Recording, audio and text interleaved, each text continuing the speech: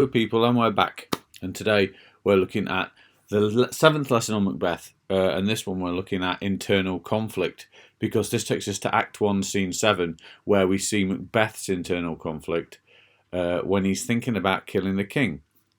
So we'll get to what the internal conflict is in a second. Let's have a look at what's going on in Act 1, Scene 7. So it starts with a soliloquy where we see Macbeth's internal thoughts and how he feels about killing King Duncan. So it's the first time that we've really heard his thoughts since this decision was made by him and his wife, or mainly his wife, to kill King Duncan.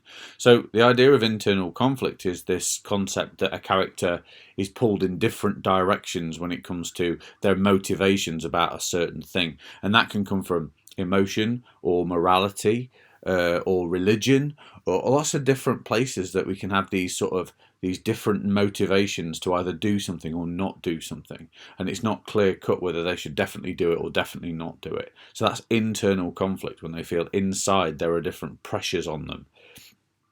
In this particular case, Macbeth wants to become king, and he also wants to please his wife, who obviously wants him to become king. But then there are so many different reasons that he shouldn't kill Duncan, and he starts to realise some of those and look at some of those and almost convince himself. So he lists these reasons in this soliloquy, but just before we get to that, at the stage we're at the moment, can you see why he might not want to kill Duncan, or he might realise that he shouldn't kill Duncan? So to give yourself a little test, just give yourself a chance at the moment to stop the video and make a list of all the reasons why you think Macbeth should not kill King Duncan at this stage in the play. So have a go at doing that, and then start it up again, and we'll see which ones he comes up with. Okay, so if you did that and you're back now, these are some of the reasons why he decides not to kill Duncan. Now, as always, I've put some of the quotes here, and you can annotate these. It's worth noting you don't have to know every single one of these reasons, but some might be more useful than others, and I'll talk about that in a minute. But these are some of the reasons why he realises he shouldn't kill King Duncan. So the first one is, he says, if the assassination could trammel up the consequence and catch with surcease success. That is lines 2 to 4 of this particular scene, and that is where he's turning around and saying if he could be sure that killing Duncan would just make him king and he wouldn't have to do anything else, then it might be worth it. But actually, there's every possibility that even when he's killed Duncan, it won't automatically make him king. He's not next in line to the throne. He doesn't know what other things he might need to do. So from that point of view, he's not guaranteed to be king, so that's a good reason not to just kill Duncan. It might lead to more problems. The next one, you can see there, it says, upon this bank and shoal of time we'd jump the life to come. And this links to the very real belief of the afterlife and what it would lead to if he were to kill Duncan in the afterlife. So although he might be king in this life, even if he's not king, but if he is king, he can't escape the judgment in the afterlife. And that's very significant in itself, because he would genuinely believe that that would be a punishment waiting for him to happen. We but teach bloody instructions, which being taught return to plague the inventor.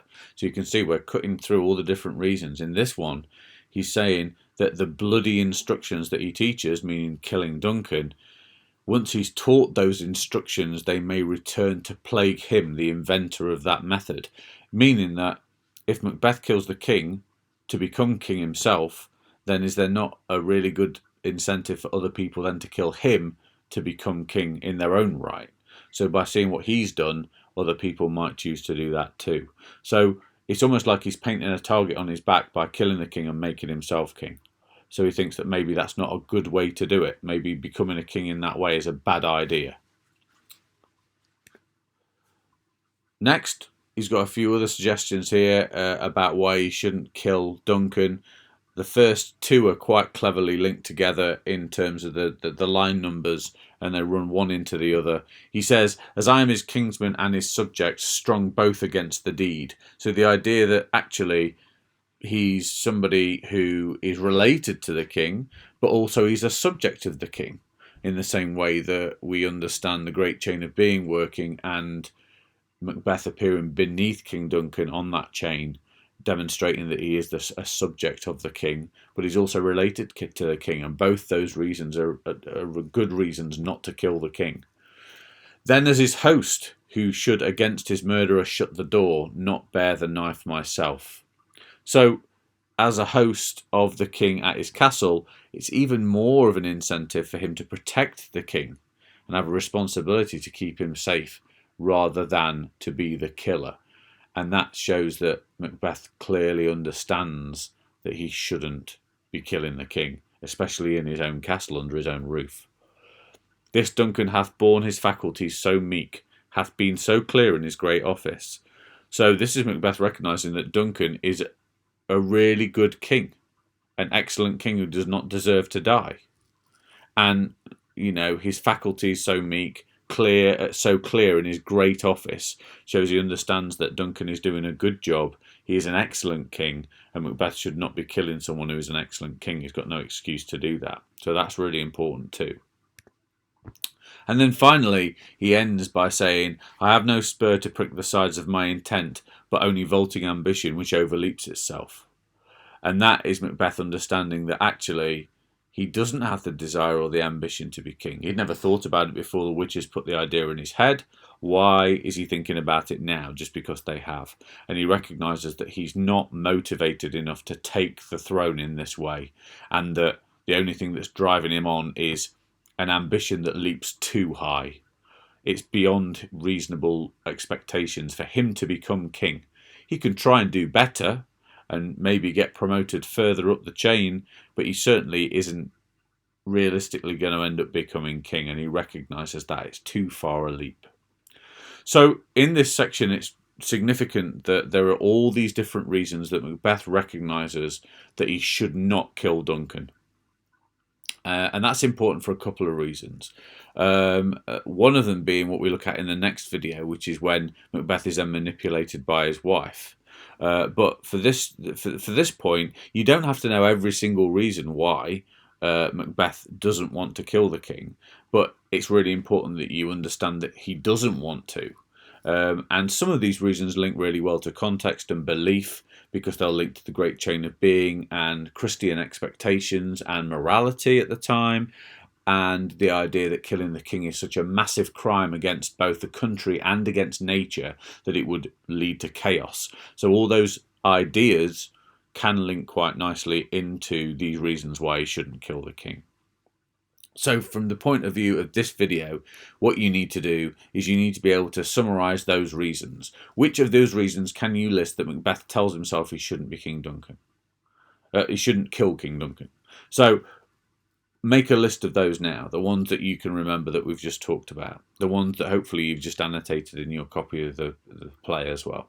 So go back, have a look at the actual reasons why he shouldn't kill Duncan, annotate those little quotes that explain the reasons why, make a list of them so that you understand them. If you can link belief and context to them at the same time, have a go at doing that, because context is a really big part of your essays, so you'll be able to reference those if any of them come up in a question.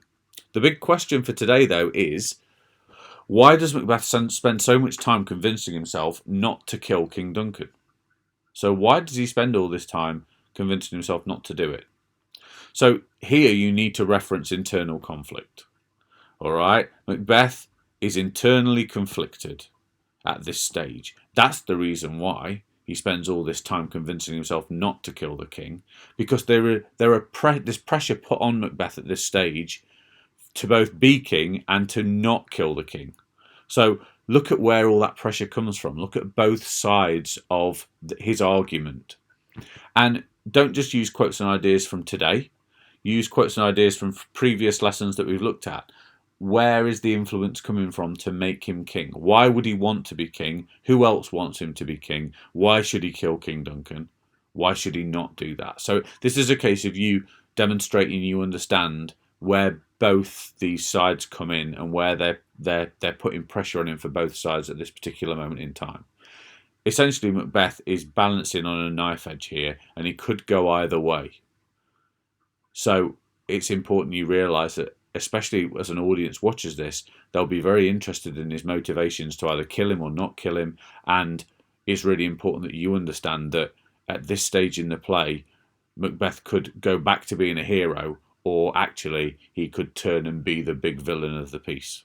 Okay, so have a go at doing that and see which ones you can come up with. Have a go at writing down your ideas and try to add some quotes to those. And we're going to finish Act 1, Scene 7, and therefore all of Act 1 in the next lesson. So I'll see you then.